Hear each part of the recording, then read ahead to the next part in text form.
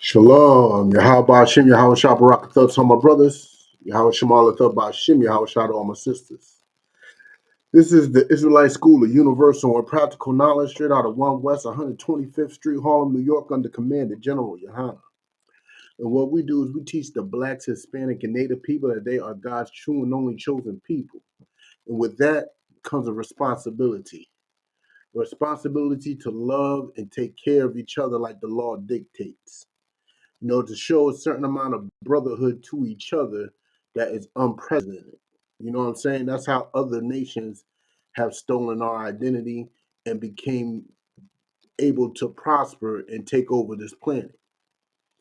Now, I know y'all got a full belly still from last Thursday. Y'all out here eating up all the turkey, all the cranberry sauce, eating up all the stuffing in the mac and cheese, and y'all celebrated along with your enemy the slaughter of the Native American people.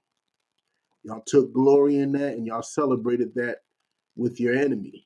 Now, here's the thing. Who is your enemy?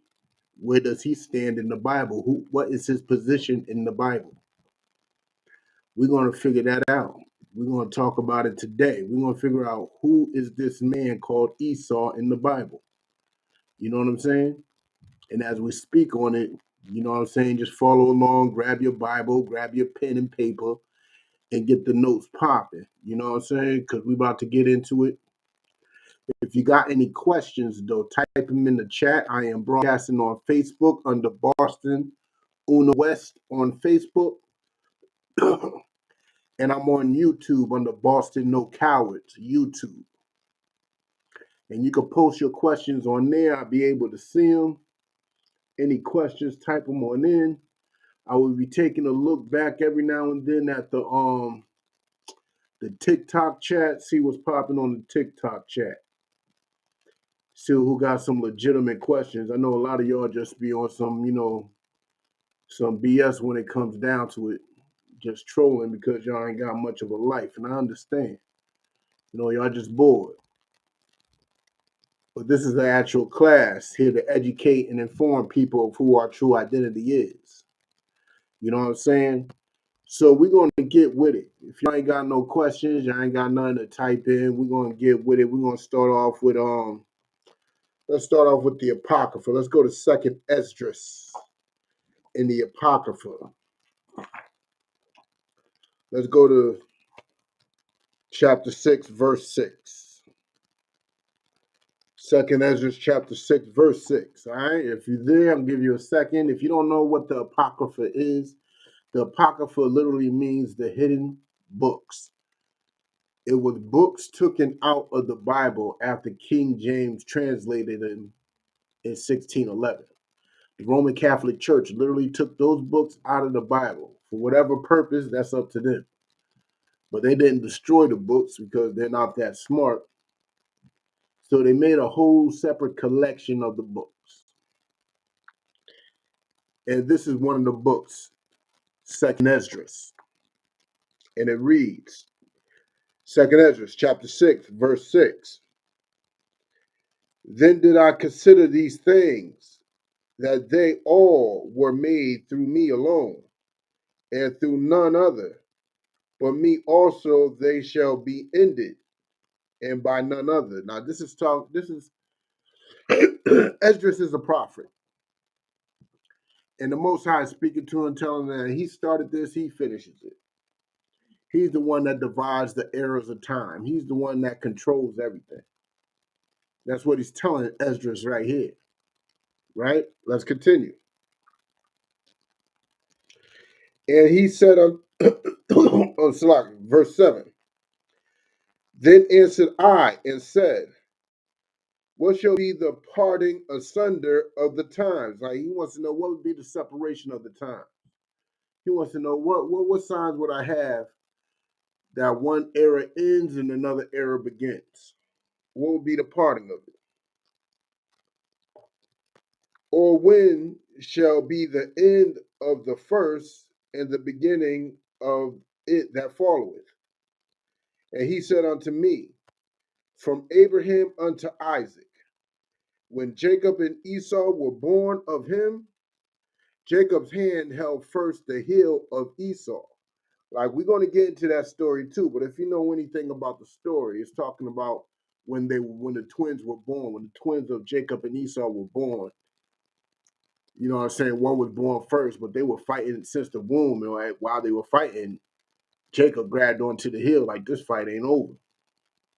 You know what I'm saying? And he came out after, you know?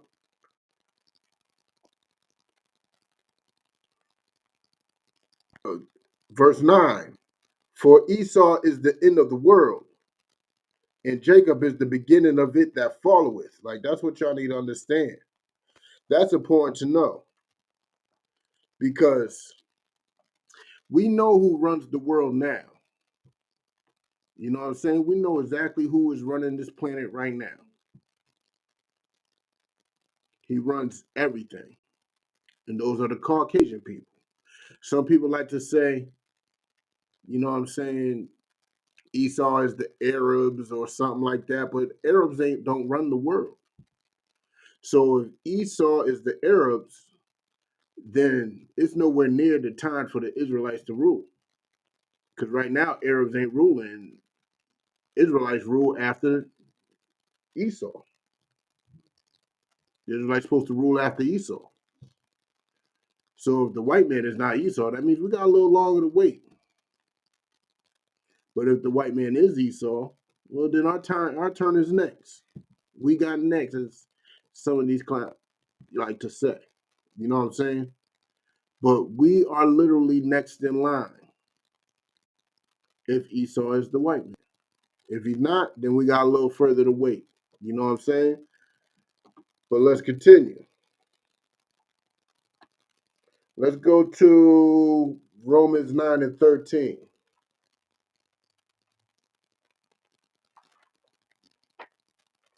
Let's see why Esau's reign shall come to an end. Go to Romans 9 and 13.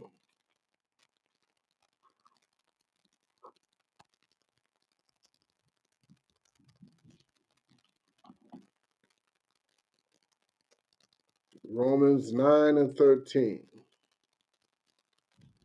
If you're there, read along with me. Romans chapter 9, verse 13. As it is written. So that means this, when it says as it is written, understand this. As it is written means it's been written before in the Old Testament. So this is a quote. This is not something that he's coming up on his own mind thinking. This is a quote from the Torah, from the Tanakh. This is old school text. This is nothing new. You know what I'm saying? As it is written, Jacob have I loved, but Esau have I hated. The Most High loved Jacob. You know what I'm saying? The Most High loved Jacob. That's why it was prophesied from the beginning while they were still in the womb. We're going to get into that story that he shall lead. The Most High loved Jacob and he hated Esau. You know what I'm saying? We're going to get into why. We're going to get into some of the characteristics and the nature of Esau so you can understand who Esau is. You don't have to worry about if he's the Arabs or if he's, the Chinese man or is he. No, you're going to know exactly who he is by the end of this class today. You know what I'm saying? We're going to know exactly who he is.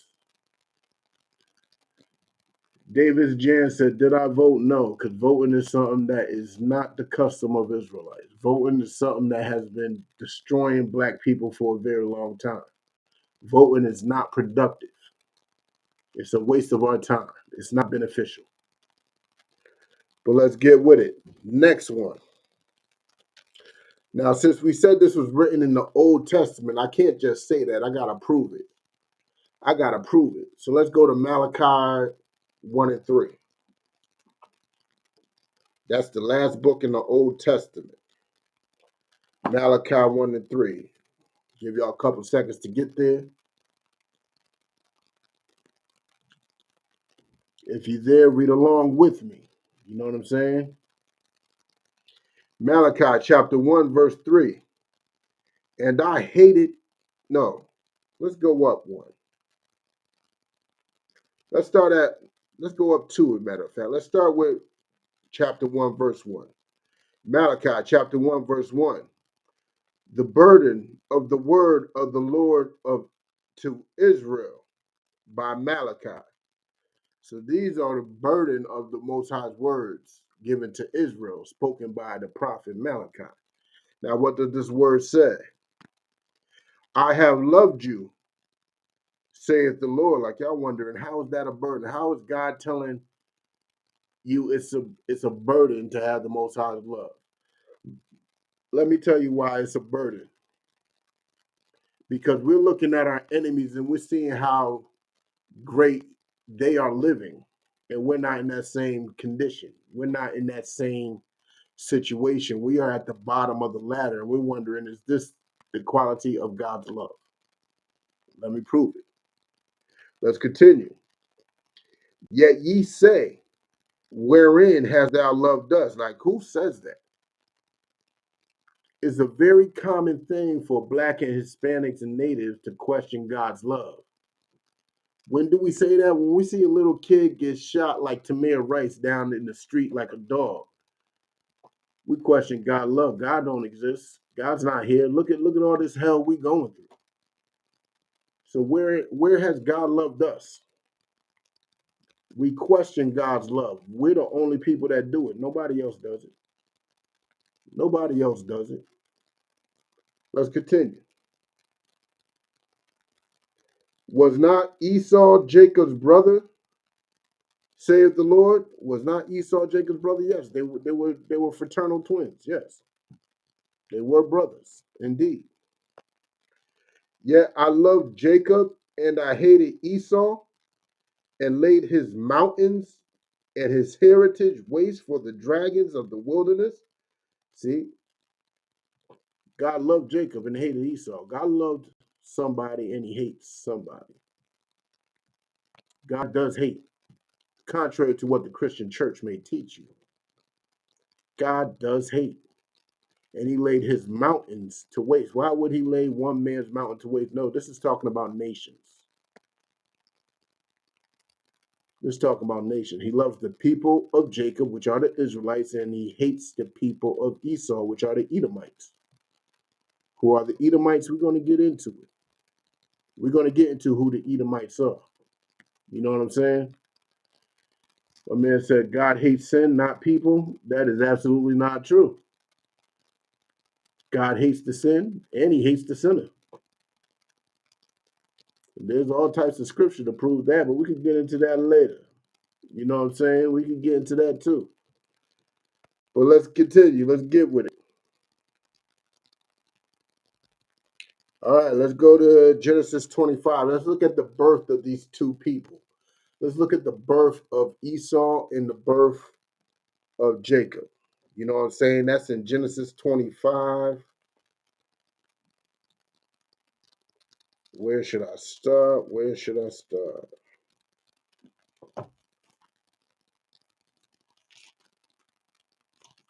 Bear with me one sec. Genesis 25. Let's start with 19. And these are the generations of Isaac, Abraham's son. Abraham begat Isaac, and Isaac was 40 years old when he took Rebekah to wife, and the daughter of Bethuel, the Syrian of Padan Aram, the sister to Laban the Syrian. And Isaac entreated the Lord for his wife because she was barren. What does that mean? That means she wasn't able to have kids. That means she was not able to have kids. What's the reason? There's plenty of reasons behind that. You know what I'm saying? And the Lord was entreated of him, and Rebekah his wife conceived. and the children struggled together within her. Like she had, you know, she wasn't able to have kids. You know what I'm saying? Isaac went to the Most High, prayed over it, begged for it. You know what I'm saying? And then she conceived. Now she has twins in her belly. She has twins in her belly. They were struggling inside of her womb. They were fighting each other from inside her womb. You know what I'm saying? Let's continue. And the children struggled together within her. And she said, if it be so, why am I thus? So she started questioning it. Just like, the children of Israel question Most High's love too. Like, if this is a good thing, if this is meant to be, why is it like this? Why are they fighting? Why are they doing what they're doing? If this is supposed to be a good thing, if this is supposed to happen. But let's see what the Lord had to say. Why am I thus?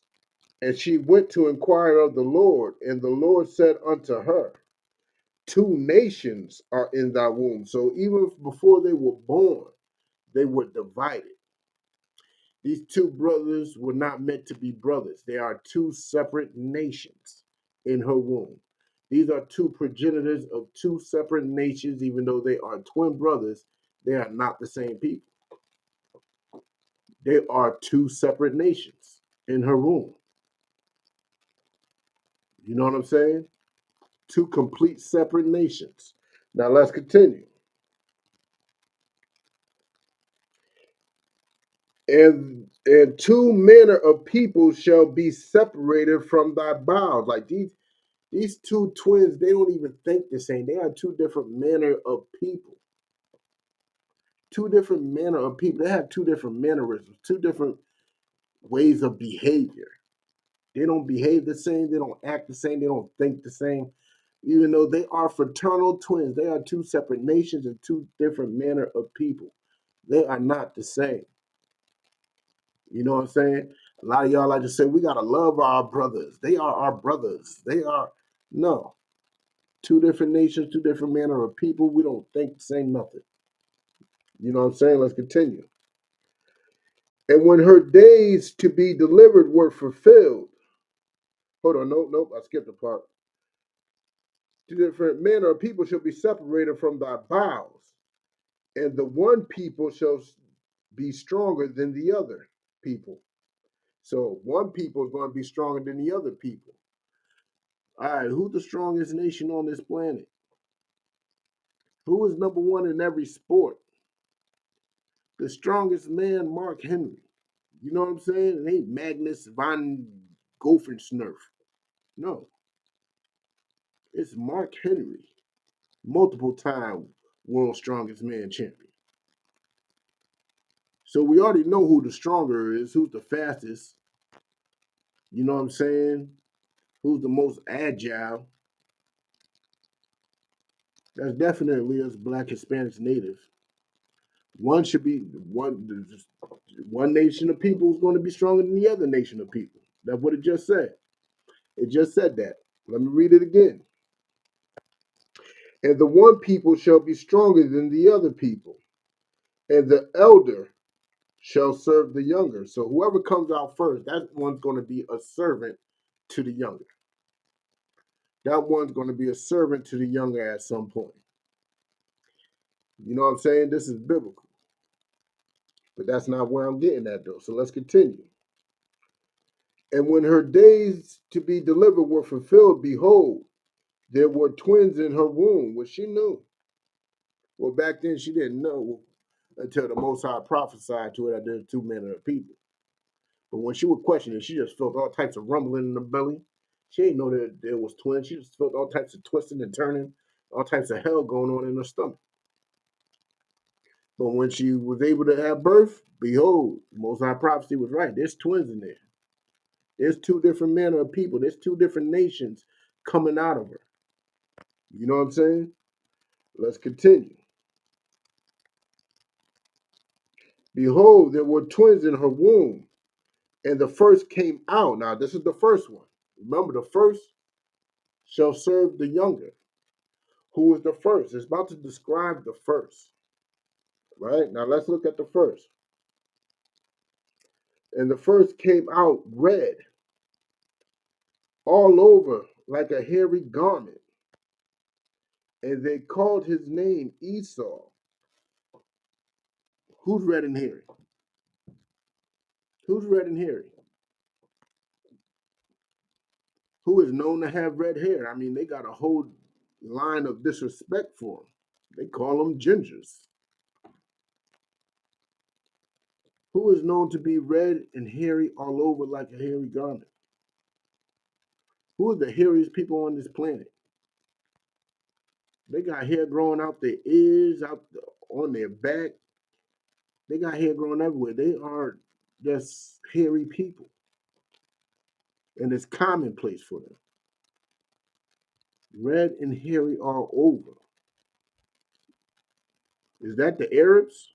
Is the Arabs red and hairy all over? I don't know. But it's commonplace to know that our oppressor is. It's commonplace to know that these Caucasians are some hairy people. They so hairy that shaving is respectable to them. Shaving off their beard is respectable. Shaving their back is respectable. Shaving their chest is respectable, because if they don't, they'll look like furries. They'll look straight up and down like a furry. You know what I'm saying? So why is it describing him like this? Because for one, now let's continue. Let's continue. And after that came his brother out, and his hand took hold of Esau's heel. So remember what we was talking about in Second Esdras. He had hold of that heel. You know what I'm saying? And the second came out holding that heel. The fight wasn't over. You know what I'm saying? Let's continue. And his name was called Jacob. And Isaac was 80 old when she bare them. Like, here's the thing you got to understand. You notice that it described Jacob, and it didn't describe, it described Esau, but it didn't describe Jacob. Why would it do that? Let me tell you something. Jacob came out normal. He came out normal. He didn't come out red and hairy all over. He came out normal. So we got to describe this weird anomaly over here, because this is not normal. This is like, when it talks about a lot of births in the Bible, it barely ever describes the child. Esau is described because he did not come out what they perceived as normal back then. So with this lack of normality, it had to be said. You had to say it. But Jacob came out normal. He came out with melanated skin. You know what I'm saying? He came out with dark hair. He came out looking normal. You know what I'm saying? That's how Jacob came out looking. But let's get with it. In fact, hold on. Let's continue. And the boys grew, and Esau was a cunning hunter. Esau was a cunning hunter. Who is the smartest hunter in the world today? Are the Arabs cunning hunters? Nah. Cunning means slick, wise. You know what I'm saying? These cats know how to, even deceive animals. Who is pouring urine on themselves to deceive animals? I know the Arab man ain't doing that, but I know who is. You can see this dude named Brock Lesnar. You know Brock Lesnar, who did wrestling and MMA? He's an avid hunter. He makes YouTube videos of himself hunting. He will pour urine on himself, animal urine, to disguise his scent. They will wait in trees forever just to shoot one deer. White people have hunted species of animal to near extinction. This is the nature of Esau. He is a cunning hunter. This is his nature. And who's a better hunter than him? He hunts humans. What do I mean he hunts humans? Look how he treats us. He haunts our steps.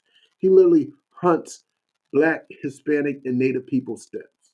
He hunts them. Nobody hunts our steps more than them. You know what I'm saying? No matter what you're doing, they'll find you. They'll get you locked up. They'll end up killing you. They'll do something. Be late for one child support payment, your ID is gone, your driving license is suspended. They hunted you. You know what I'm saying? They hunt so well, they convinced our women to kill their unborn children. That is some supreme hunting. Nobody hunts better than our oppressor. So remember, Esau is a cunning hunter. So who is Esau? Is it the so-called Arabs or the so-called Caucasians?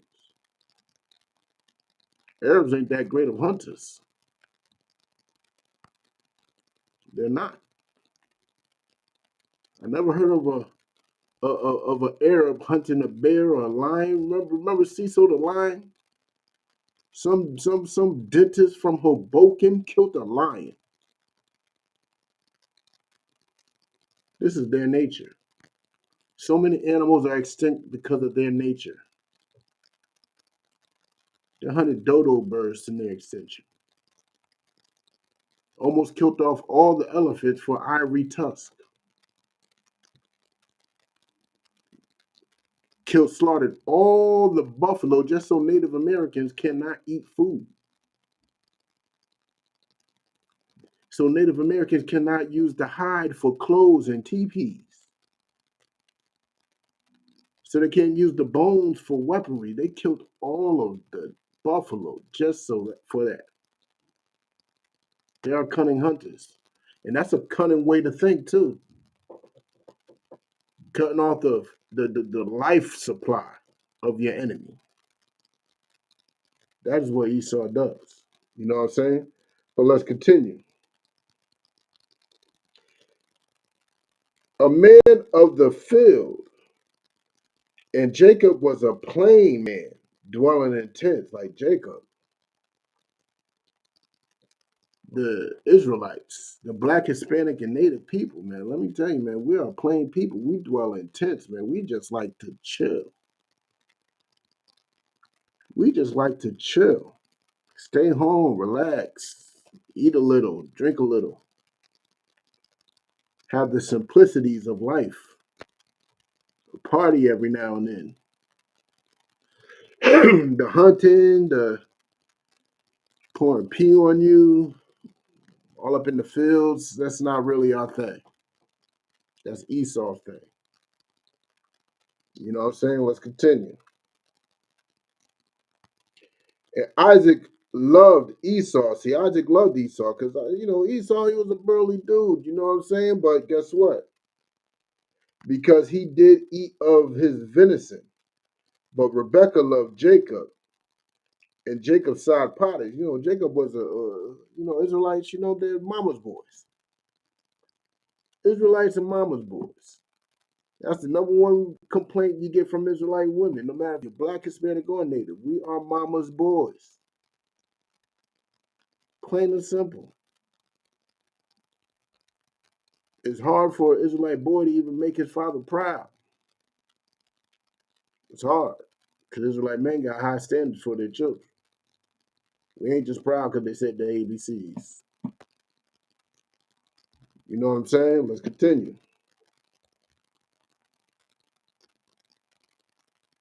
Actually, let's skip down a bit. No. Let's continue. And Jacob saw pottage, and Esau came from the field.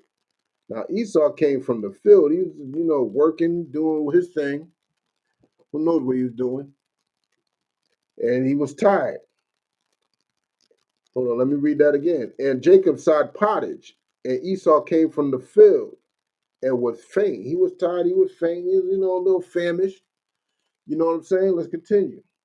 And Esau said to Jacob, feed me, I pray thee. with the same red pottage. Red pottage. Nobody likes uncooked meat like our enemy. Our enemy loves some red meat. You know what I'm saying? Who likes their meat rare, barely cooked, barely seared? Who likes that? Then, let's continue. And Esau came from the field, and he was faint. And Esau said to Jacob, feed me, I pray thee, with the same red pottage, for I am faint. Therefore was his name called Esau, Edom, because he likes that red stuff. Edom is synonymous with red. And Jacob said, sell me that birthright. Like, for one, Esau, let me show you something. Esau had a hard day work. He was tired, a little faint. But the Karen came out of him. The Karen came out of him. The Karen came out of Esau. He seen his brother cooking up some food, and the Karen came out of him acting all melodramatic. Oh, I'm faint. Oh, I'm about to die. I'm about to die. I'm dizzy. Hook me up, brother, with some food. And, you know, Black, Hispanic, and Natives, we some opportunists. We some opportunists. So we took that opportunity to make a deal with him. Let's hear this deal. And Esau said to Jacob, feed me, I pray thee, with the same red pottage. I am faint. Therefore was his name called Edom. And Jacob said, sell me this day thy birthright. Like, that's heavy. Like, you got to sell your birthright for a piece of meat. For a piece of meat. That's heavy. That's some disgusting thing to do. But let's see if he does it. And Esau said, behold, I am at the point to die. So melodramatic. The Karen came out so well. Esau was such a Karen at this moment.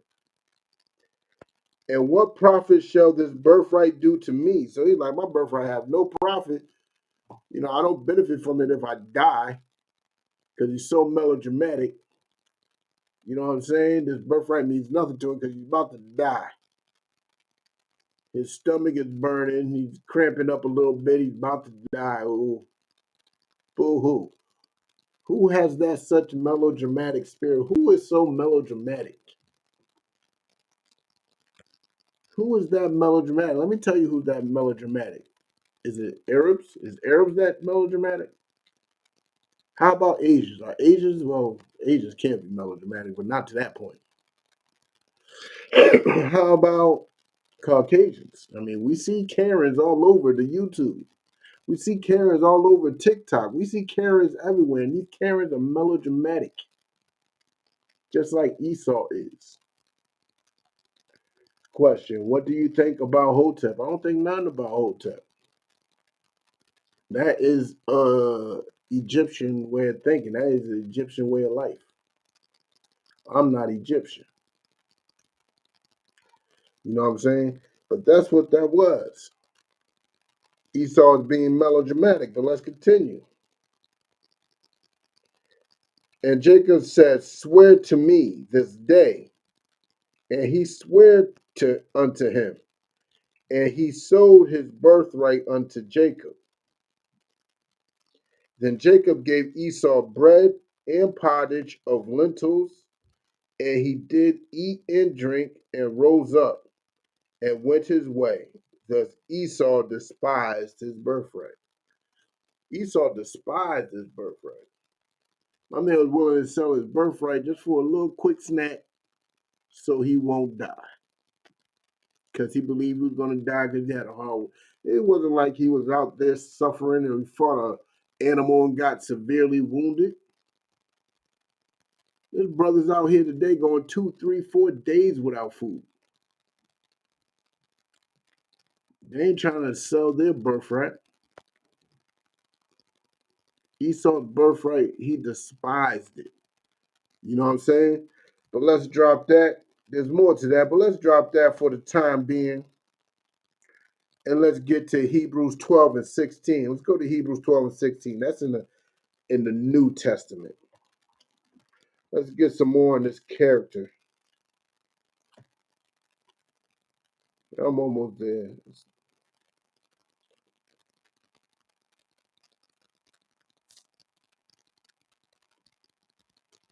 Bear with me one sec. I got one of those Bibles. You turn the page one time, you turned it 30. All right. Hebrews chapter 12, verse 6. No, my fault, 16. Lest there be any fornicator or profane person as Esau. Like the Bible describing him as a profane person. What made him profane? What made him profane? It's a two-way. For one, if you don't know, if you're on the YouTube and the Facebook, I'm about to show you the definition of profane. And I'm going to be on the TikTok. All right, profane. All right, the transitive verb.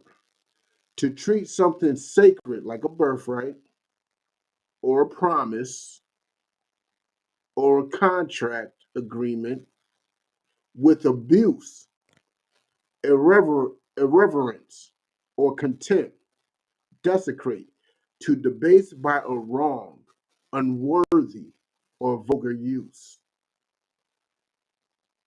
That's what he did. He is a profane person. He is a profane person. Profane, 202, adjective.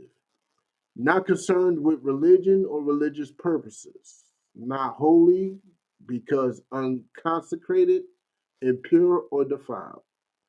Serving to debase or defile what is holy. Well, that word wasn't in an adjective form. It wasn't a what's in it.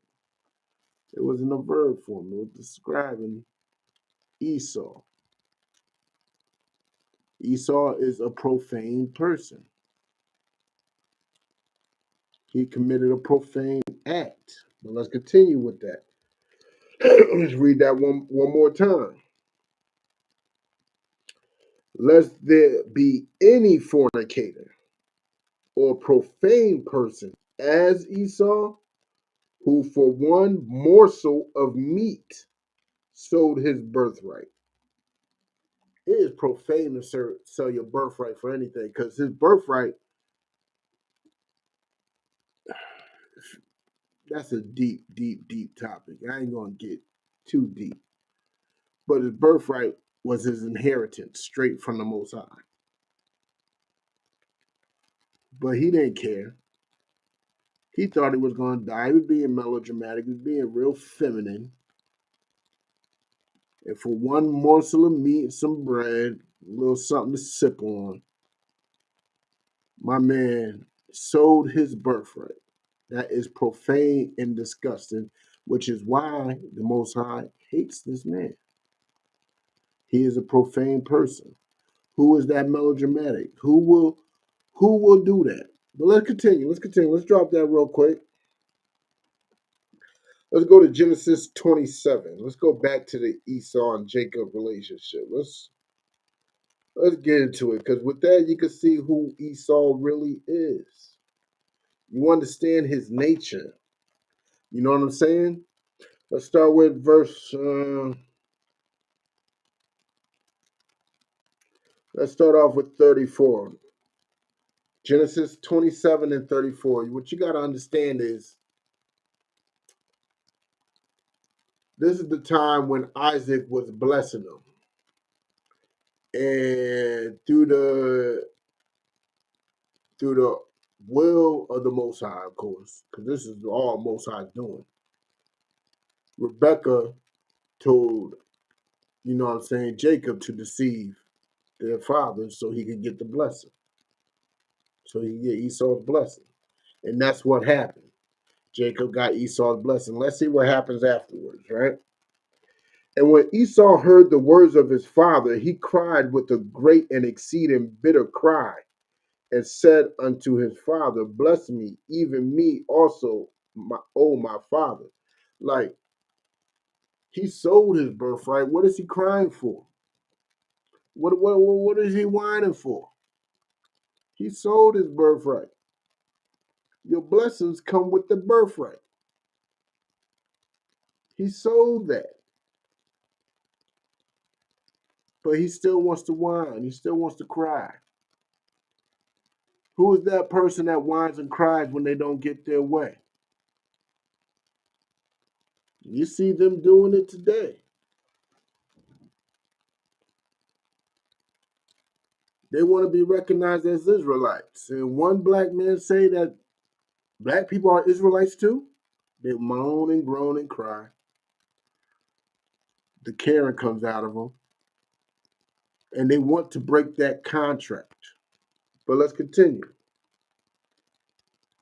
Verse 35. And he said, thy brother came with subtlety. So Isaac's telling him, like, your brother came subtlety. He got what was yours. And have taken away thy blessing. And he said, is not he rightly named Jacob? For he hath supplanted me these 2 times. Like, that's what Jacob means. Jacob means supplanter. You know what I'm saying? He took away my birthright, and behold, now he hath taken away my blessing. And he said, hast thou not reserved a blessing for me? So, like, he's like trying to convince his father to give him a little something because his brother tricked him twice, which he did not. You made a deal with him. You sold him your birthright. Your blessings come with your birthright. So Esau wants to renege on a deal. Now tell me, who reneges on deals? Is it Arabs that renege on deals? Arabs are very successful businessmen because they don't renege on deals. This is what they know not to do. But there's a group of people who do renege on deals. There's a group of people who will make record contracts with a bunch of Black, Hispanic, and Native people and swindle all the money away from them. There's a group of people who made a bunch of treaties with the Native American people and didn't keep not one of them. There's a group of people who talked about 40 acres and a mule and we living in projects. Who are these people who renege on deals? And when you figure out who those people who renege on deals with, then you'll see who Esau is. Because this is something that Esau does. This is part of his characteristics. He sold his birthright to his brother. And now he's mad that his brother's actually taking advantage of it. But let's continue. And Isaac answered and said unto Esau, behold, I have made him thy Lord. Like, he straight up, like, remember what the scripture said. Remember what the prophecy said. The elder, who is Esau, shall serve the younger. And what happened was, with this deception, it's official because the father made Jacob the Lord over Esau. He made him the head, the HNIC. Straight up made Jacob the HNIC. That's right. Jacob I love, Esau I hated. Straight up made Jacob the HNIC. You know what I'm saying? And he's mad about it, but let's continue. And Esau said, hold on. No. And all his brethren have I given to him for servants.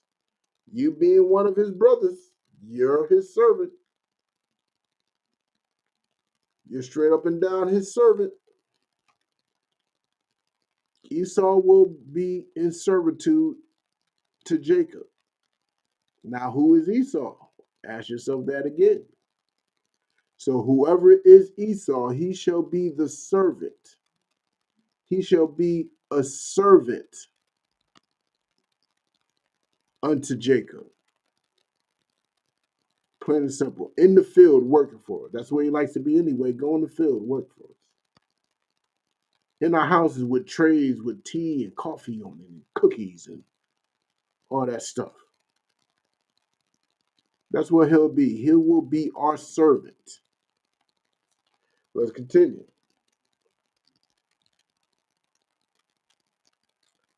And with corn and wine have I sustained him. And what will I do now unto thee, my son? And Esau said unto his father, hast thou but one blessing? Like Isaac's believing like he gave Jacob everything, but Esau's still begging for something, just one thing. Just one thing. He don't want to be in his family empty-handed, even though he served his birthright because he thought he was about to die and it would do nothing for him. Now he wants something done for him now that he's still alive. Only one type of person thinks like that.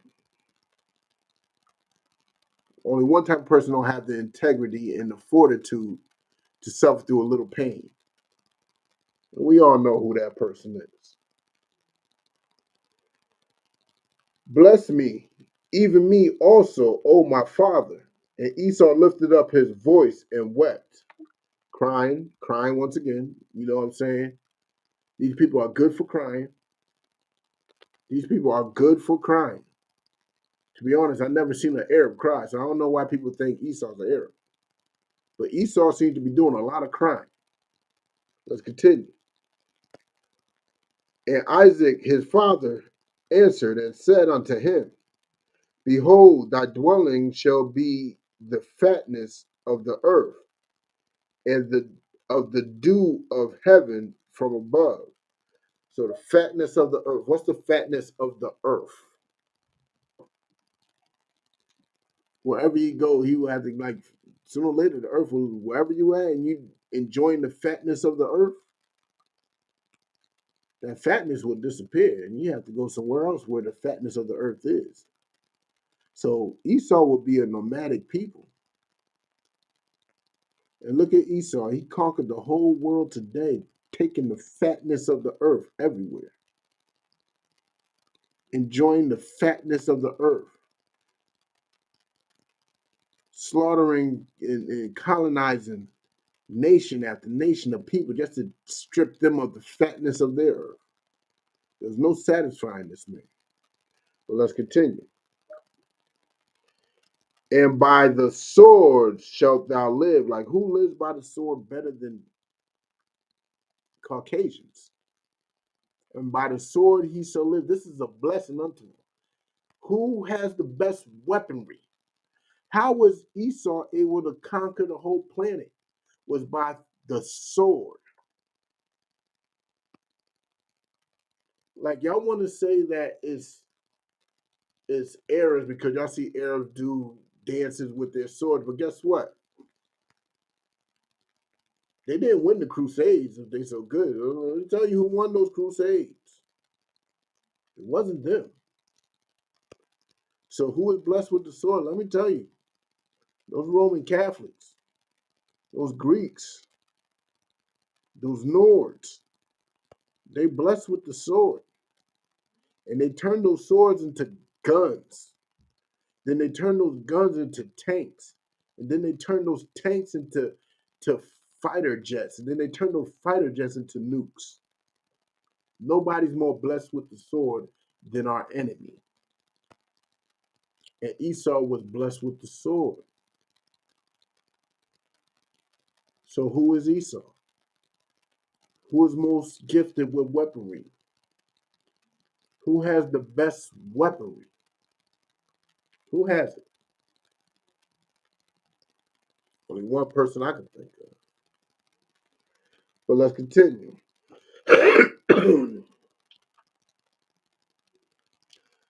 And shall serve thy brother,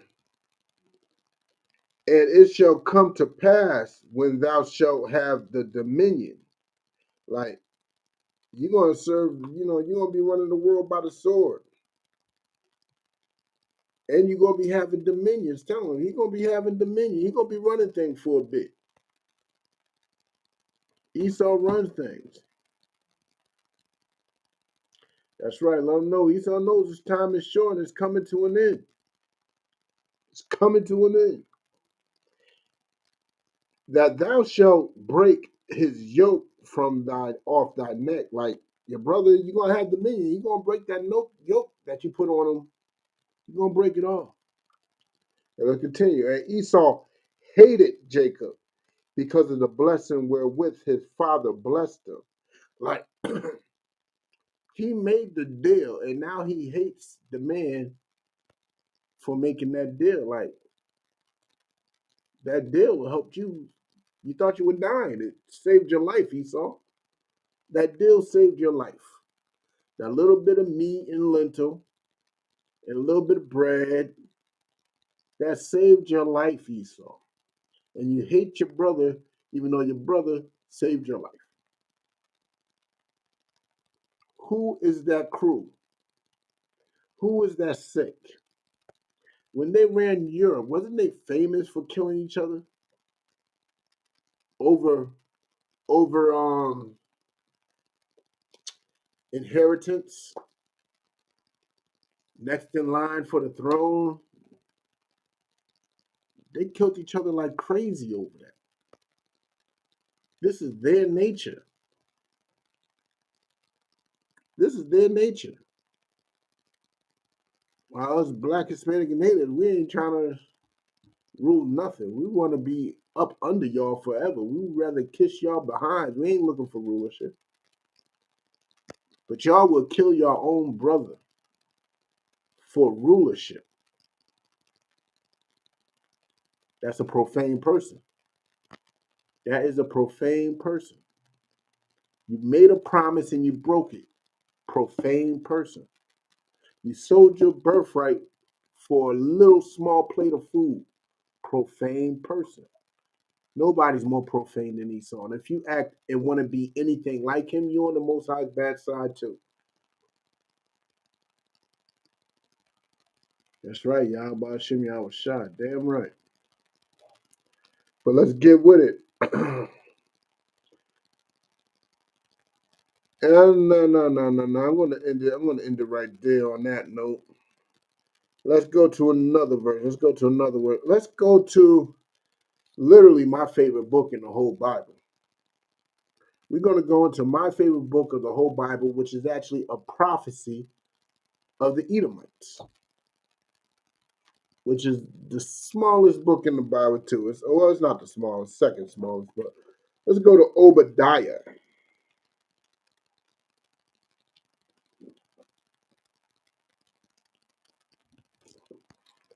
Let's go to Obadiah.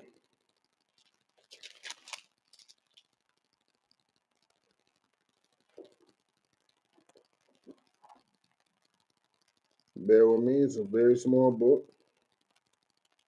It's a little bit after Daniel, I know that much. A little bit after Hosea. A little bit after Joel. That Amos. All right, here we go. Obadiah. Here we go. Now we're going to start with the first verse of Obadiah. We're going to see the prophecy of Esau and see how it connects today. All right. Obadiah chapter 1, verse 1. The vision of Obadiah. Thus saith the Lord God concerning Edom. So the Most High blessed Obadiah with seeing the future and the prophecy of what's to come of Edom. Who is Edom? Edom is the children of Esau. It is the nation of the Edomites. You know what I'm saying? Which are the children of Esau. Let's continue. We have heard a rumor from the Lord, and an ambassador is sent among the heathen. Arise ye, and let us rise up against her in battle. Like, this is the rumor. There's an ambassador amongst the heathen. And they're going to rise up against this ambassador. Who's the representative of everybody else on the planet? Who's the ambassador of the whole darn planet? Let me tell you, it's our enemy, so-called Caucasian. We're going to get into further proof who the Edomites is, but let's continue. Behold, I have made thee small among the heathen. Thou art greatly despised. In the future, you're going to look small. Nobody's going to respect you. They're losing respect for Caucasians, aka America now, because America is like the muscle behind the Edomite race, the Edomite nation, so-called Caucasians. And America being the muscle, America is losing respect quickly. You watch the news for 5 minutes, nobody respects America, especially after that January 6th, and nobody really got killed. Like, if that happened anywhere else, it'll be treason and heads will have to roll. But not in America. America's looking weak to the rest of the world right now. America's looking real soft. That's why everybody's threatening America with nuclear war. You know what I'm saying? China's looking for their money back. America can't even pay China its money back. It's losing respect on that end too. Losing respect is not the most educated, you know what I'm saying, country either. It's losing respect there. America is not respected. America is not respected. Let's continue. Thy pride of thine heart hath deceived thee. What's the pride of thine heart? As any proud patriot, any proud American, they would tell you America's the greatest country. We're the most powerful country. Would you rather live anywhere else? Go back to where you came from. They are proud. They are so proud that they don't even see no wrong in the sins of his past. You think you get a reparation from your enemy? You think you're gonna get a dime from them? They are too proud of what they done. They are so proud of what they done. They literally a few days ago, last Thursday, had a celebration for murdering Native people. That is prideful. They had a celebration to murder Native people. And the pride of their heart is deceiving them. They think that they loved. They think that they're the greatest. America would not be so dominant in anything if it wasn't for its slaves. If it wasn't for its slaves, if it wasn't for Black, Hispanic, and natives, we make this country strong in what it is. Want me to prove it? Who is the majority holders of American medals in the Olympics? Is it Caucasians? Is it Asians? Is it Arabs? No. It's Black, Hispanic, and Native people. We are the largest holders of American medals. If we did not compete in the Olympics, it would be too obvious how weak they are. It would be too obvious how weak America is without Black, Hispanic, and natives. That's why they need us in their military. We fought in every American war. That's how America has won every war, because it had Black, Hispanic, and Native. We fought every war so much that we even fought each other. We even fought each other to please our master, killing our own brothers to please our master. You know what I'm saying? That's why they are the devil that the Bible speaks of, plain and simple. I'm sorry. You can't be Jewish. Jewish are people who part of a religion. See, I'm talking about a bloodline. I'm talking about a nationality. I'm not talking about a religion. I'm talking about a nationality. You got to learn the difference. See, Jewish people are part of a religion. I'm an Israelite from the tribe of Judah. I'm part of a bloodline. You're part of a religion, a knockoff. That's why you put the ish at the end. Next time you spell Jewish, capitalize that ISH. So let's continue. The pride of thy heart hath deceived thee, thou that dwellest in the clefts of the rock. What does Edomites call themselves today? What do Edomites call themselves today? Issachar, what's going on, my brother? What do Edomites call themselves today? They call themselves Caucasians. Know why they call themselves Caucasians? Because that's where their people have dominated. The region of Mount Seir. That's where they dominated. The Caucasus Mountains, which are clefts in rocks. And what did this just say? The pride of thy heart hath deceived thee, though thou that dwellest in the clefts of the rock, whose habitation is high. They love their habitations high. That's why they dwelt in the clefts of the rocks. And it's a good military strategy because they're great and cunning hunters. They want the high ground. Makes sense. I ain't saying them dwelling in the clefts of the rocks is stupid. Would I do it? No. But it's a great military strategy. They're cunning hunters. But at the same time, the Bible's telling you that this is what they do. They like their habitations high.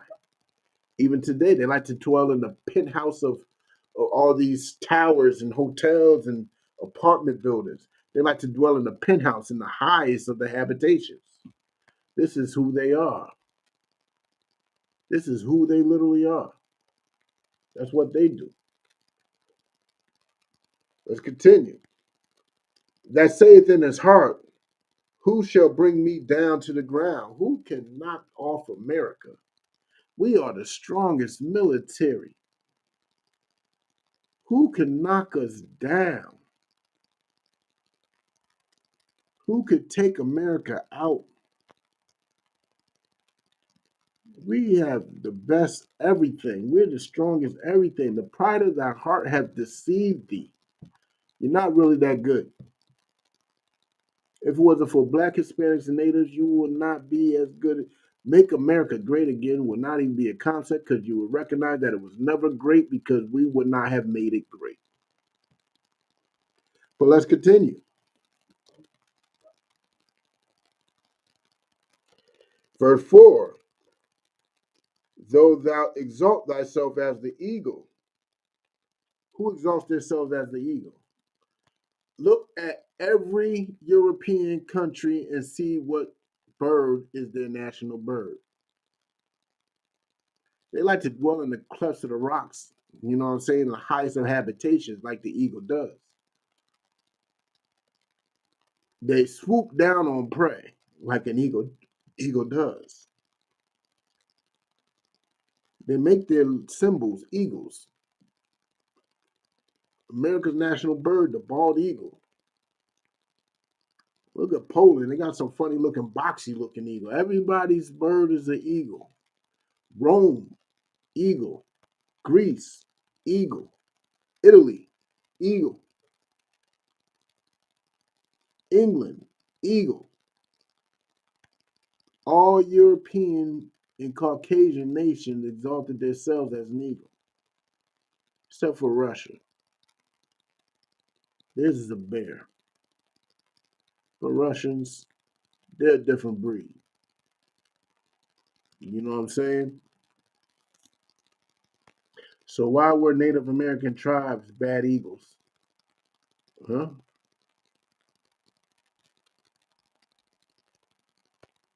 Some England families had lions on their family crest,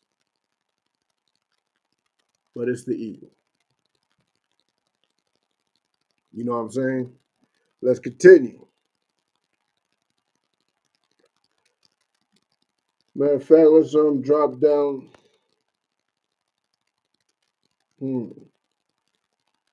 Now let's continue. Exalt thyself as the eagle, and though thou set thy nest among the stars. Who set their nest among the stars? Who got plans on living out in the space? Who wants to plant their flags on moons? Who wants to do that? Who did that? Who did it first? Caucasians. There was literally a space race. Who wants to set their nest among stars? I don't see no point in doing it, but they did it. Let's continue. How art thou cut off? Oh, no, no. I dropped down. Hold on. This will I bring thee down, saith the Lord. If these came to thee, if robbers by night, how art thou cut off? Would they not have stolen till they had enough? Like even thieves know they got a limit to when to stop, but our enemy, they don't stop. They don't stop. But continue. If the grape gatherers came to thee, would they not leave some grapes? How are the things of Esau searched out? How are his hidden things sought up? You know what I'm saying? Let's drop down a bit. There's a certain point I'm looking for.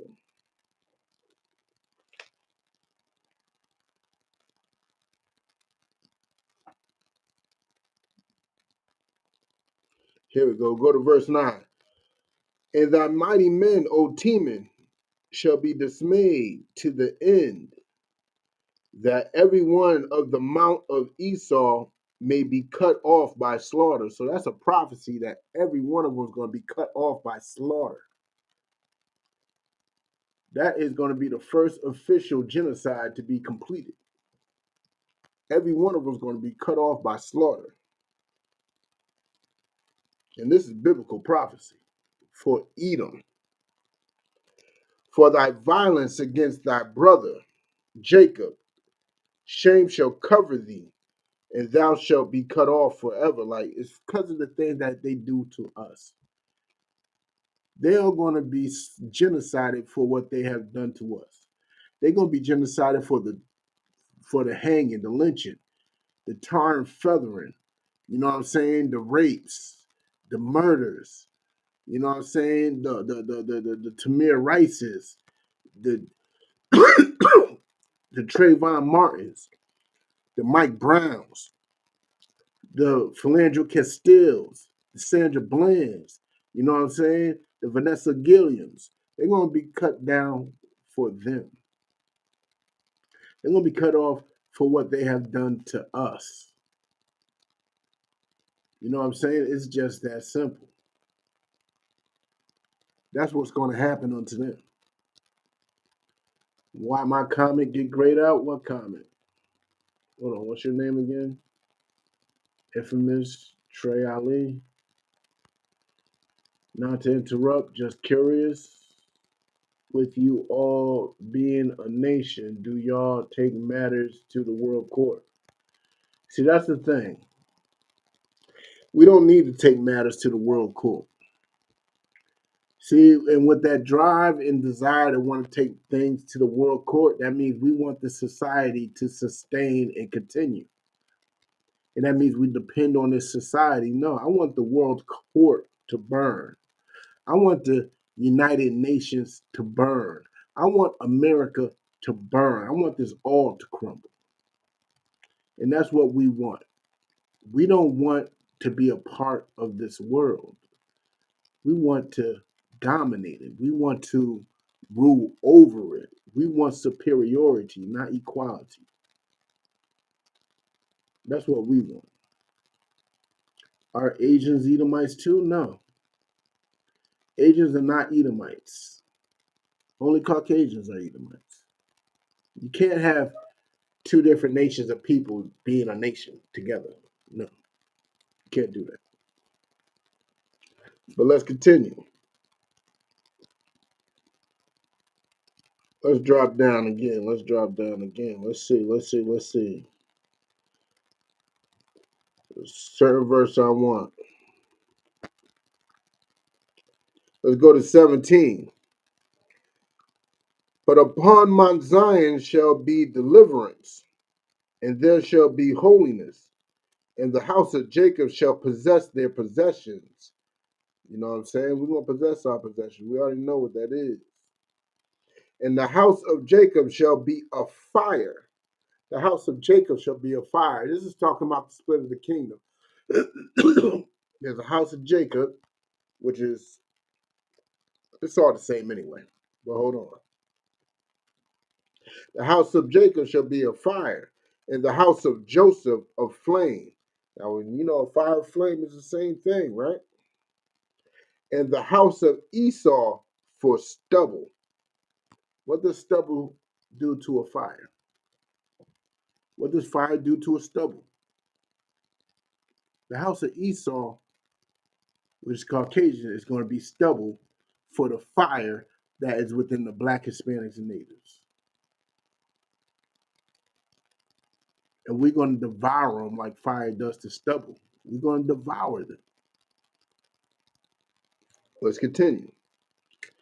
And they shall kindle in them and devour them, and there shall not be any remaining of the house of Esau, for the Lord hath spoken it. These ain't my words. These are the Lord's words. And the Lord has spoken this, because this is the Lord's will. You know what I'm saying? That's the prophecy of Esau. That's what's to come to Esau. That's how his world's going to end. Because after Esau, like we read earlier, Esau is the beginning, and Jacob is what comes after. So once he's out the way, we will start to rule. You know what I'm saying? We have,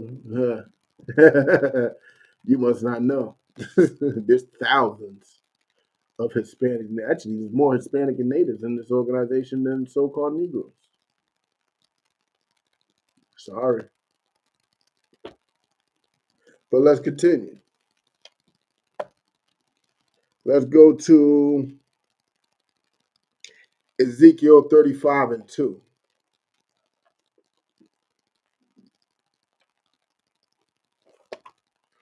Ezekiel 35, verse 2. Give y'all a couple seconds to get there.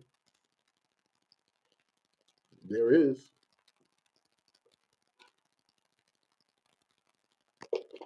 Let's go to Ezekiel 35 and 2. Hold on, answer mine. Dre Duncan got a question.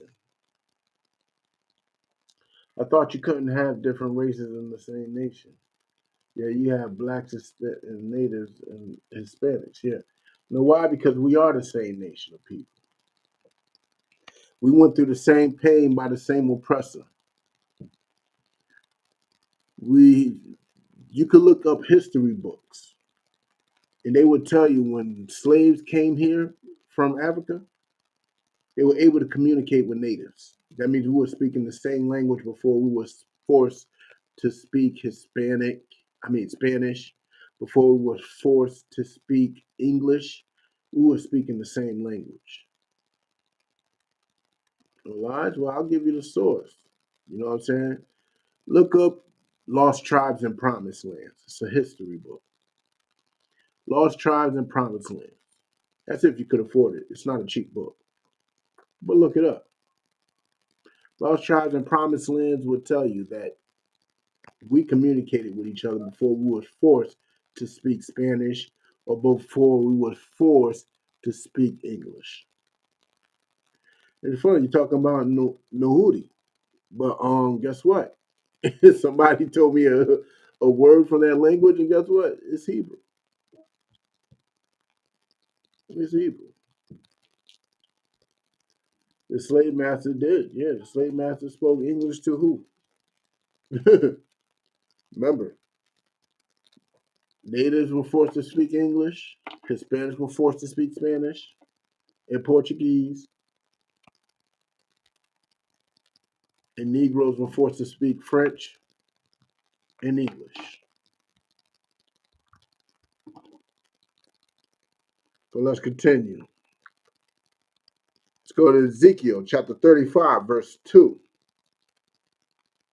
Oh, go over one more. Son of man, hold on, let's start off at 1. Moreover, the word of the Lord came unto me, saying, so these are the words of the Lord. That's what you must first understand. The words of the Lord going straight to Ezekiel. All right. Son of man, set thy face against Mount Seir, and prophesy against it. So this is coming up against Monsieur. This is what we're doing in America. We are, prophesying against America. We are setting thy face against America. We are speaking against this power, this government, this hellhole that we are in. And telling them they're about to go through the same thing as Monsieur. They're about to go through the same things as Greece. They're about to go through the same thing as Egypt. They're about to go through the same thing as Rome. Everything is in repeat. And we're prophesying against it, just like they did in these times. Let's continue. And say unto it, thus saith the Lord God, behold, O Mount Seir, I am against thee, and I will stretch out my hand against thee, and I will make thee most desolate. Like, it's telling you my head that's going to destroy Mount Seir. And what is Mount Seir? Who is Mount Seir? Let's go to Genesis 36 and 8 real quick. Hold your spot there. We're going to go to Genesis 36 and 8 and see who dwelt in Mount Seir. I'm almost there. Genesis 36. Watch this be 2 pages, yeah?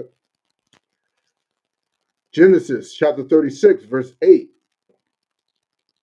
Thus dwelt Esau in Mount Seir. Esau is Edom. Esau is Edom. Esau dwelt in Mount Seir. So this is prophesying against Edom. This is prophesying against those of the Caucasus Mountains. You know what I'm saying? So we got to speak up against those that dwelt in Mount Seir. Speak up against those that dwelt in the Caucasus Mountains. You know what I'm saying? Hold on, Richard Rich got a question. Is English really the white man, even though the Bible is written in English? Yes, because our language is Hebrew. Yes, English was, we were speaking English. Just like when we were speaking Greek, we had to write our messages and our words in Greek. That's why you got the Septuagint, because we dwelt in Greece. You know what I'm saying? We dwelt in England at that time. We were speaking English because at one point, you know what I'm saying, that was the language that we spoke. So we spoke and we wrote it down. And for those who were still speaking Hebrew and was forced to speak English, the Bible was translated from Hebrew and from Greek to English. It's just a translation. But let's continue. Let's go back to Ezekiel 35. Let's go to verse 4. I will lay thy cities waste, and thou shalt be desolate, and thou shalt know that I am the Lord. Like, this is, even though this is talking about Messiah at the time, but this is going to hold true for America. This is going to hold true for America also. You know what I'm saying? America cities will be laid desolate. Nuclear war is being threatened every day. Everybody has nuclear war to worry about, but guess what? Those are just rumors of wars. Nothing quite yet to worry about, even though we are on the brink of World War III any moment. Till somebody presses that button, we just rumored to be at war. You know what I'm saying? And when those buttons are pressed, guess what? America's city is going to be laid to waste, just like Mount Seir's cities were laid to waste. Just like Rome was laid to waste. Just like Greece was laid to waste. Just like Macedonia and Persia and Egypt and Sodom and Gomorrah and all those cities were laid to waste. The same is going to happen to America. The exact same thing. It's going to be glorious. It's going to be beautiful. It's nothing for Black, Hispanics, and Natives to be sad about because of the hell that we went through in this place. We went through hell. From slavery to oppression, straight up and down hell. To now, even now getting abused. You know what's going on with the Native American people on these reserves? What's going on with the Native American people on these reserves is sad. They are drunk out of their mind just like we are in the ghetto. Strung out on drugs just like we are in the ghetto. Struggling to get bills paid just like we are in the ghetto. And this is all by the hands of the same enemy and same oppressor. You know what I'm saying? But should I continue? Yeah, let's continue. I will lay thy cities waste, and thou shalt be desolate, and thou shalt know that I am the Lord, because thou hast had a perpetual hatred and hast shed the blood of the children of Israel by the force of the sword, and in the time of their calamity, in the time that their iniquity had an end. Yeah, they have a perpetual hatred towards us. It has to be a perpetual hatred because the simple fact is it ain't stopping. It's not stopping. They still putting pipelines destroying native land right now. They still got children locked up in cages at the border right now. They still locking up black kids in the prison right now. It took less than 2 seconds for a cop to shoot a little black boy playing with a toy gun in a park like normal kids do. It's literally a perpetual hatred. And black, Hispanic, and natives are the only ones going through this pain. Nobody else. Nobody else is going through this pain. Point blank period. Let's continue. Hold on. Let's continue. Now I'm going to drop that there. We're going to go to let's let's go back 10. What time is it? I got a little time. Let's go to Psalms 137.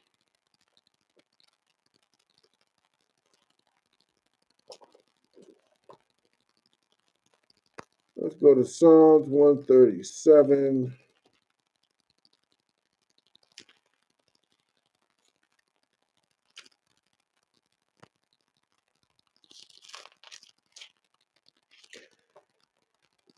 Here we go. Psalms 137, verse 1.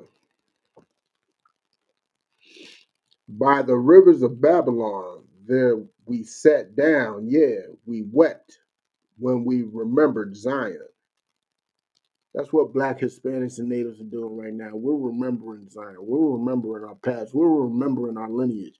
We're remembering right now who we are. It's coming out. And a lot of people feel pressured by it. A lot of people feel scared about it because this kingdom will fall by it happening. Let's continue. We hanged our harps upon the willows in the midst thereof. For there they that carried us away captive required of us a song. Who carried us away captive? Who carried us away into slavery?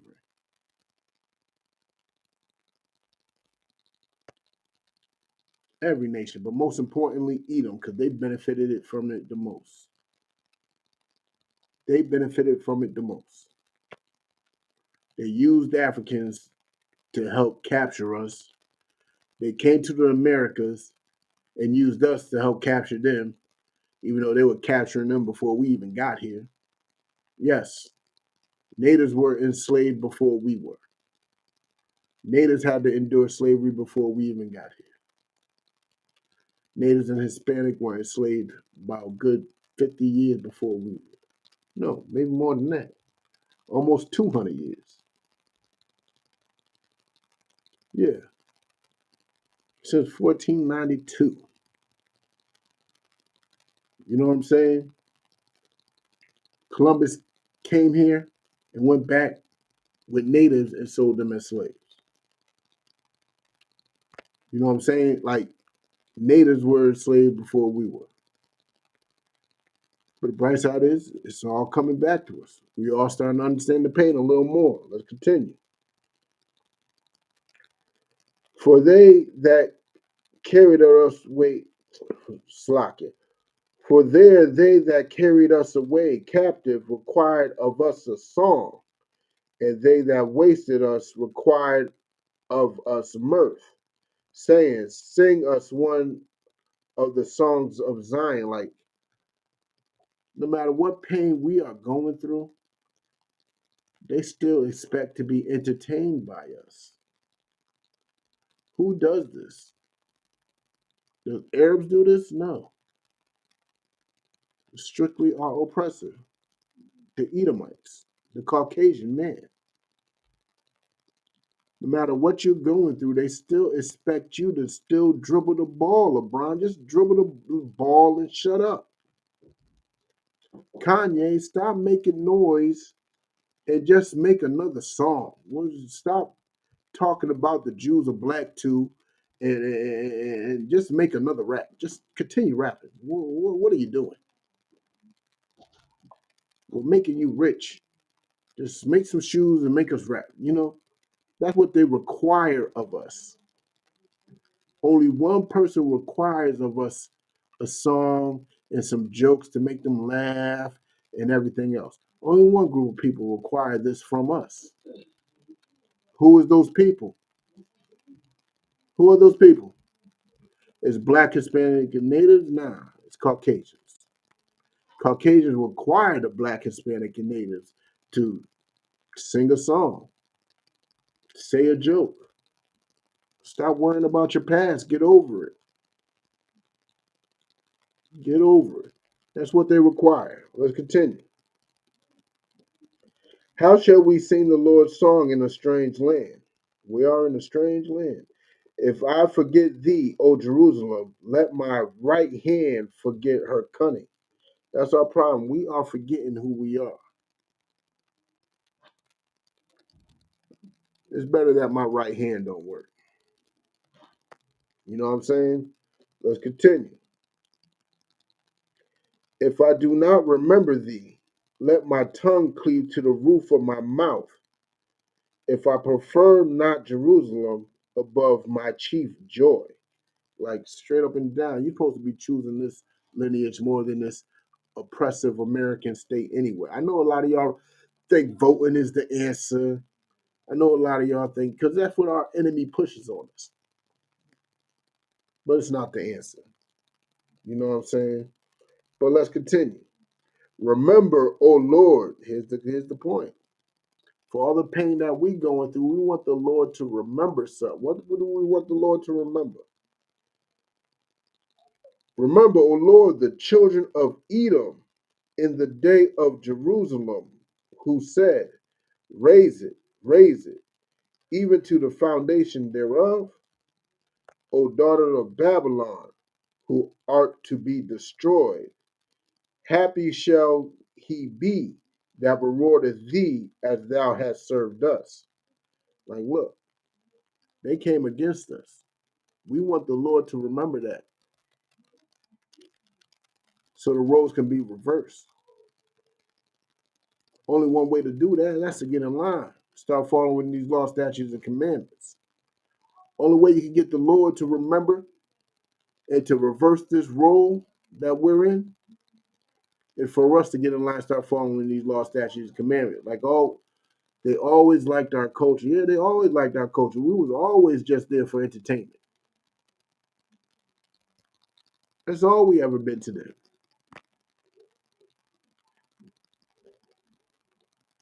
You know what I'm saying? Happy shall he be. Here's my joint. Happy shall he be that taketh and dasheth thy little ones against the stone. Happy shall he be that taketh and dasheth thy little Edomite's head against the stones. I know a lot of y'all like, ooh, that's violent. Why would you want to bash a little baby's head? It's called justice. What do you think they were doing to little native babies when they were walking that trail of tears? That baby was crying too much. The woman just gave birth during the walk, and that baby crying too much. They would take the baby, grab him by the bottom of the feet, and fling him against a tree. Fling him against a stone. Stomp on the baby till it's dead, and tell the woman to get up and keep it moving. They would literally hang a black pregnant woman, cut the baby up out of her womb, perform a C-section, let the baby drop to the floor and stomp on it. That's exactly what they did. These are the things that they did. And you expect us to love them? Who is a more profane person than them? That is a profane way to think. So happy shall we be that dashes that little one's head against the stone. This is biblical prophecy. I can't wait for it to come true. I hope I'm alive for it. I hope I'm alive for it. But let's continue. Now, let's drop that. That's the end of that, actually. Let's go to Ezekiel 25 and 12.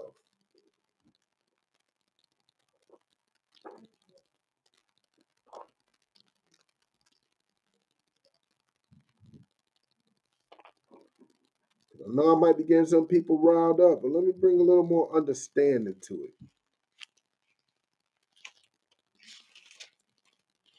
Because it should be clear now that it definitely ain't no Arabs, that's the Edomites. It should be clear by now. So I'm just going to get to some prophecy now. But Ezekiel chapter 25, verse 12. Thus saith the Lord God, because that Edom have dealt against the house of Judah by taking revenge, and hath greatly offended and revenged itself upon them. Understand this. He is getting his revenge on us right now. He has done this. He's getting his revenge for us, selling him some meat and saving his life. You know what I'm saying? He's getting his revenge for us getting what was rightfully owed to us, which was his birthright and blessings. So he's getting his revenge. He's getting his revenge. You know what I'm saying? Let's continue. Therefore, it hath greatly offended and revenged himself upon them. Therefore, thus saith the Lord God, I will also stretch out my hand upon Edom, because he sold his birthright. But what he didn't understand is that I know he was hurt and he was mad that we took his birthright, but that was all of the Lord anyway. So him taking revenge against us, he might as well have been taking revenge against the Lord. And what he also didn't know is that revenge is of the Lord. Revenge belongs to the Lord. That's in Psalms 94 and 1. Psalms 94 and 1 said, revenge belongeth unto the Lord. Vengeance belongeth unto the Most High. So vengeance belongs to him. Why is he taking revenge on us? It doesn't matter. Just know now that the Most High is against him. That's why the Most High hates him. That's why he's going to burn in nuclear fire. And it's going to be glorious. Just get your popcorn. Just watch as it happens. Just watch. You know what I'm saying? Let's continue. And I will cut off man and beast from it, and I will make it desolate from Teman, and they of Dedan shall fall by the sword. Like everything's going to burn. And I will lay my vengeance upon Edom by the hand of my people, Israel. Like, we will be that hand. See, a lot of y'all like to say that us banging the baby's head against the stone, like it was said in the last verse, that's taking vengeance. But guess what? This just said, let me read it again. And I will lay my vengeance upon Edom by the hand of my people, Israel.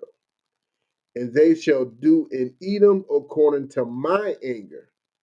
So everything that we return back to them, it's not of our will. As you can tell, us black people are highly compassionate to our enemies. We are highly compassionate. We don't want to hurt the Shalom, Yahweh Shem Yahweh Shabbat. We don't want to do this, but this is of the Most High's will. We're going to be His hand doing His work. But just remember, vengeance is of Him. So this has to happen on His time. Don't get excited and say, "Oh, the ISUPK told us to." No, this is the Most High's will. It's going to be obvious when it happens. It's going to be too obvious when that time is to come. So don't go out there thinking that it's okay to shoot a white man in the head. Nah, because it's not. That means you're taking vengeance upon yourself. And that will make you an enemy of God. That'll put you in the Most High's crosshairs. And I don't want none of my people in the Most High's crosshairs. Plain and simple. You know what I'm saying? Who's your enemy? Put it like this. It's easier for me to tell you who's not my enemy.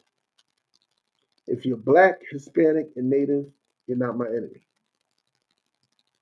And most importantly, if you're black, Hispanic, and Native, and you follow the Most High's laws, you're my family. Just that simple. Not too difficult. All right. Now let's try to get a little understanding on how much time I got. Yeah, I think I got enough time to do this breakdown. Let's get a little understanding on who the Edomites is for real. All right. Go to First Maccabees in the Apocrypha and the very first verse. We're going to try to chase the lineage of the Greeks. Y'all know who the Greeks are, aren't they Caucasians? Aren't the Greeks Caucasians? Ain't Alexander the Greek a famous Caucasian man that conquered the world, right? Alexander the Greek is very famous. Well, guess what? He's in the Bible. They took out those parts of the Bible, but he's still in there because they weren't smart enough to destroy it. But Alexander the Greek is in the Bible. I know y'all call him Alexander the Great, but we don't think he really was that great. But he was in the Bible. You know what I'm saying? So we're going to trace back the lineage of Alexander the Greek, who's a Greek, all the way back to Esau. Who think it's possible? Who think it's possible? So if we're able to trace Alexander the Greek's lineage all the way back to Esau, that will mean Alexander the Greek and Grecians are Edomites, which will mean that it's definitely not the Arabs, right? Now let's go to First Maccabees 1 and 1. First Maccabees, chapter 1, verse 1. And it happened after that Alexander, son of Philip, the Macedonian, who came out of the land of Shechem, had smitten Darius, king of the Persians and Medes, that he reigned in his stead the first over Greece. Alexander the Greek was the first over Greece. Because it was the Macedonians, you know what I'm saying, before it was the Greeks. So, telling you right there that Alexander was the son of Philip, the Macedonian. So Alexander is a Macedonian. Is there anybody else that's a Macedonian? Let's see if there's any other Macedonian. Let's go to the rest of Esther. You know, the books that was taken out of Esther for some strange reason. I don't know why. It was kind of weird to me. Let's go to 16 and 10. Let's go to 16 and 10. For Ammon, a Macedonian, the son of Adath, son of Amadatha, being indeed a stranger from the Persian blood. So he's not even a Persian. and far distant from our goodness, and as a stranger received of us. Like he's a Macedonian. A Madatha is a Macedonian. Aman, the son of a Macedonian, the son of Amadatha. Well, who's Amadatha? Let's see. Is there any more we can get in this? Let's go to Esther 12:6 and see where Amadatha come from. All right. Book of Esther, chapter 12, verse 6. Howbeit Aman, the son of Amadatha, the Agagite, who was in great honor with the king, sought to molest Mardarchus, because there are some molesters. Let's talk about it. Caucasians are some molesters. We learned how to molest from them.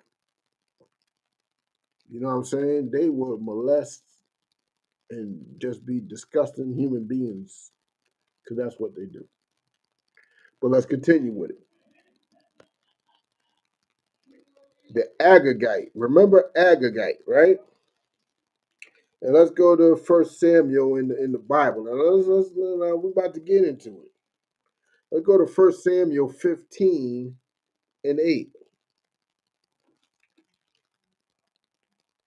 Let's go to First Samuel 15:8. Oh, passed it. First Samuel chapter 15, verse 8. And he took Agag, the king of the Amalekites, alive. Now the Agagites are descendants of Agag, who was a king of the Amalekites. So that means that Amadatha is an Amalekite.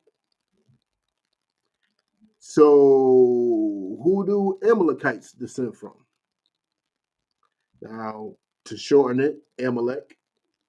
Who do they descend from? Let's get with that. Let's go to Genesis 36:12. This is the lineage of Esau. Genesis 36. And let's go directly to verse 12. You can see the whole lineage of Esau here. All right? Genesis chapter 36, verse 12. And Timnah was concubine to Eliphaz, Esau's son, and she bare to Eliphaz Amalek. These were the sons of Adah, Esau's wife. So it goes Esau, and then it goes Amalek, then wow. So it's fair to say that Alexander the Greek is an Edomite, descended straight from Esau through the lineage of Amalek. Now, with that being said, we should be clear who Esau is. Do you hate Esau? I hate who the father hates. I hate who the father hates, and the father said he hates Esau. You know what I'm saying? So I'm going to scroll up and see if there's any more questions.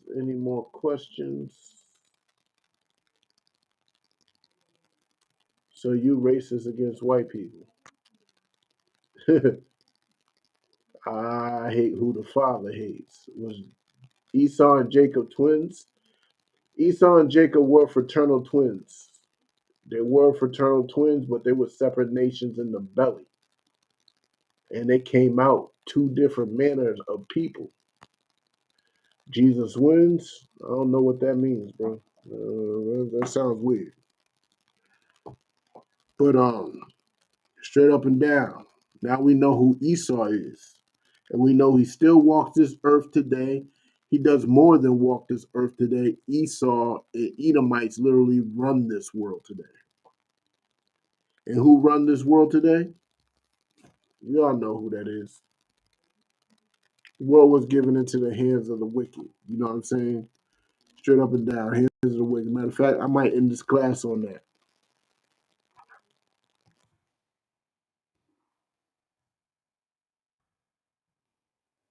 Matter of fact, let's end that on that. You know what I'm saying? Let's get Job 9:24.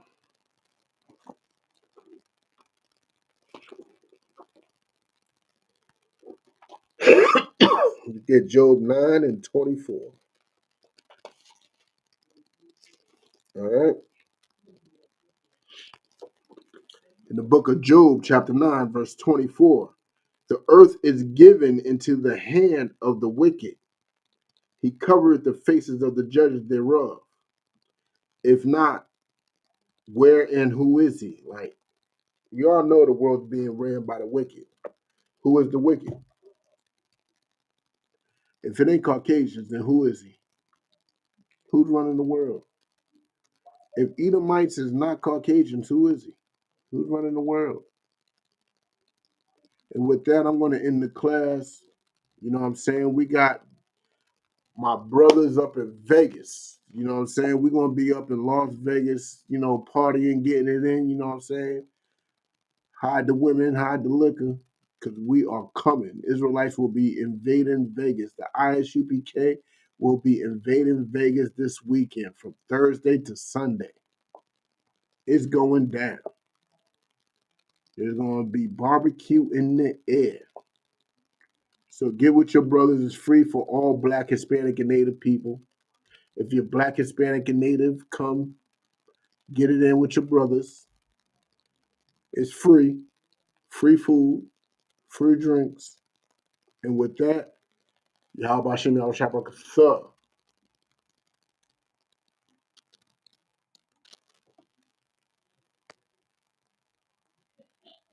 Still haven't heard you back up racism in the Bible. Matter of fact, I'm about to go to bed, but let me tell you something. Quick question, Milburn. If I said Black people are above every other nation on this earth, would I be a racist? Would that be a racist statement? If I said Black people are above every other nation on this earth,